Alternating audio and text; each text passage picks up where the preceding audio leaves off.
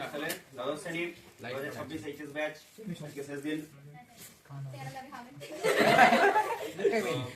পরীক্ষা তোমরা দিলা, এবার ঠান্ডা মাথায় ফাইনাল পরীক্ষা দিতে হবে। দেখবে কোশ্চেনটা বাড়ি গিয়ে দেখবে, যতটা অসুবিধা হচ্ছে সেটা দেখবে।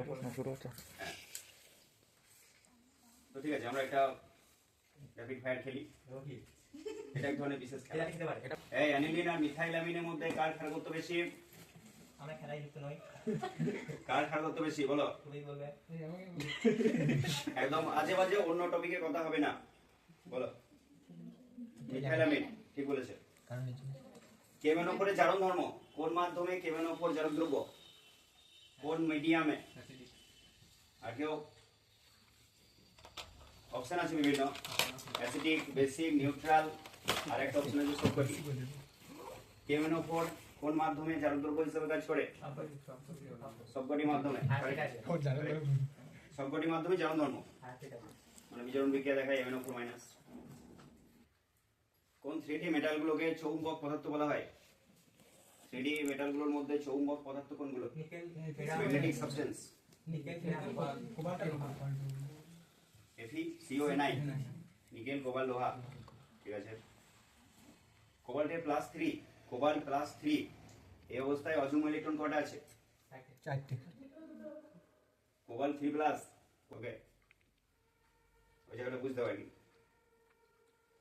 কোন ত্রিযোজী 3D মৌলের ত্রিযোজী তার প্যারাম্যাগনেটিক ধর্ম সবথেকে বেশি? আর কেউ? 3+ হতে হবে। কোন 3+ এর চৌম্বক ভ্রামকের মান সবথেকে বেশি? Fe3+, good. কোন 2+ এর চৌম্বক ভ্রামকের মান সবথেকে বেশি? Mn2+, good.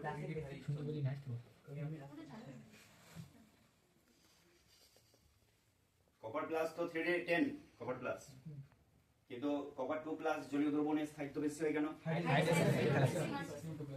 Hydrogen enthalpy.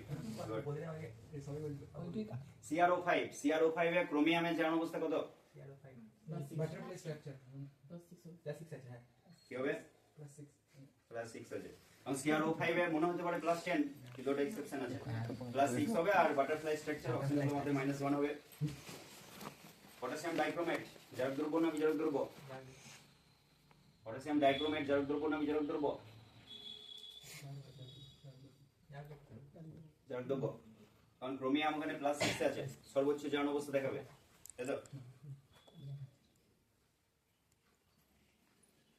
Electrochemical সেলে কোন শক্তি থেকে কোন শক্তিতে রূপান্তরিত হয়? কেমিক্যাল এনার্জি থেকে ইলেকট্রিক্যাল এনার্জি। সেটা কাজে লাগিয়ে কি করি আমরা? মানে ইলেকট্রিসিটি জেনারেট করে সেটাকে বিদ্যুৎ উৎপন্ন করে সেই বিদ্যুৎটা ব্যবহার করছি।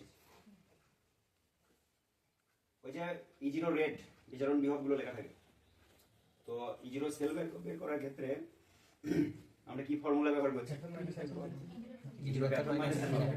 ওইখানে গিয়ে দুটোরই রিডাকশন ভ্যালু বসিয়ে দেবো না একজনের ভ্যালুটাকে সাইন চেঞ্জ করে বসাবো? সাইন চেঞ্জ করবো, বিয়োগ চিহ্ন হলে করবো না। E0 ক্যাথোড -E0 অ্যানোড যখন করছি তখন কোনো সাইন চেঞ্জ করবো না, রিডাকশন ভ্যালুটা পুরোটাই বসে যাবে। ওকে, চলুন, রিডাকশন ভ্যালুটা দুটোরই রিডাকশন ভ্যালু বসে যাবে, ঠিক আছে? অনেকে ভুল ভাবে কোন জায়গায় মনে করে জারণের জারণ বিভব বসাইতে হবে আর বিজারণের বিজারণ বিভব বসাইতে হবে। এটা তো সঠিক কিনা বলো ওই কোশ্চেনগুলো। তখন ওই কোশ্চেনটাকে ভেবে নিতে হবে, ঠিক আছে ভেবে E0 সেল বার করবো। যদি পজিটিভ আসে তাহলে ঠিক আছে, যদি নেগেটিভ আসে তাহলে ভুল আছে, কি বললাম? তখন দুজনারই বিজারণ বিভবই বসাবো, কারণ আমি বিয়োগ চিহ্ন ব্যবহার করছি। আর যদি কেউ ভাবে যে স্যার এটা তো জারণ বিভব, এটা তো ঘুরে গেছে, তাহলে সে প্লাসের সূত্র ব্যবহার করবে, দিয়ে আবার সাইন চেঞ্জ করবে, আদতে ব্যাপারটা একই। স্ট্যান্ডার্ড হাইড্রোজেন ইলেকট্রোডের E0 ভ্যালু কত? 0। কি কন্ডিশনে রাখা হয় প্রমাণ হাইড্রোজেন তড়িতারটাকে? শর্ত কি? তুমি যখন লিখবে H2 গ্যাসের আংশিক চাপ কত?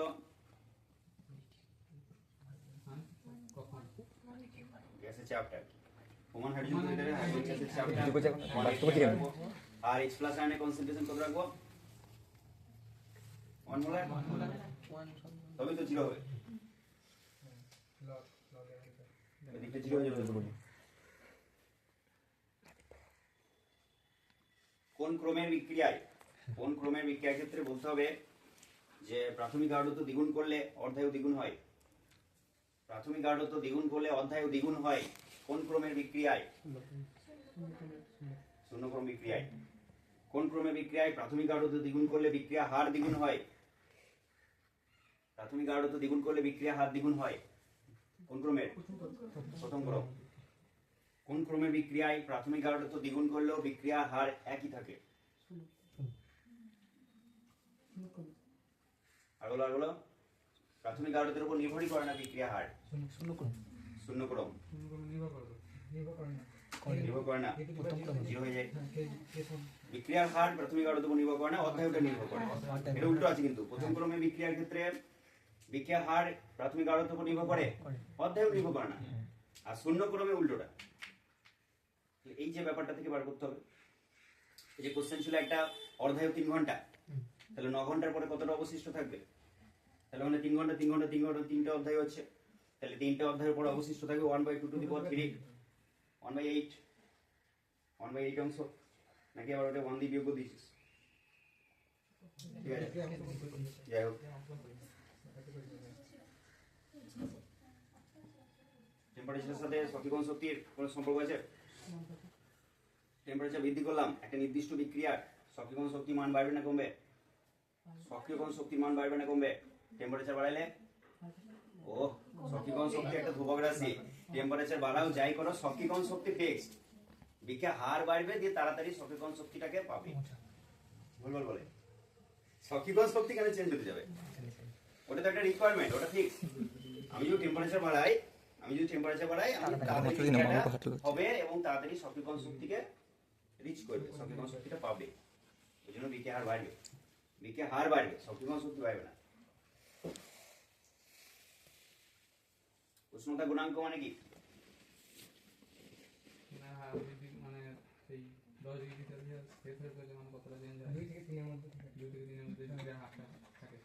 উষ্ণতা গুণাঙ্ক বিক্রিয়া হারের অনুপাত, মানে টেম্পারেচারটা 10 ডিগ্রির মতো চেঞ্জ করলে বিক্রিয়া হারটা 2 থেকে 3 গুণ বাড়ে। সেটা 2 গুণ হতে পারে, 2.5 গুণ হতে পারে, 3 গুণ হতে পারে, বৃদ্ধি পায়। তো সেইটা কাজে লাগিয়ে এবার ওই লেখচিত্রটা আসতে পারে। আর এমনি আসে সমীকরণ থেকে লেখচিত্র নথি, ওটা খুব ইম্পর্টেন্ট আছে।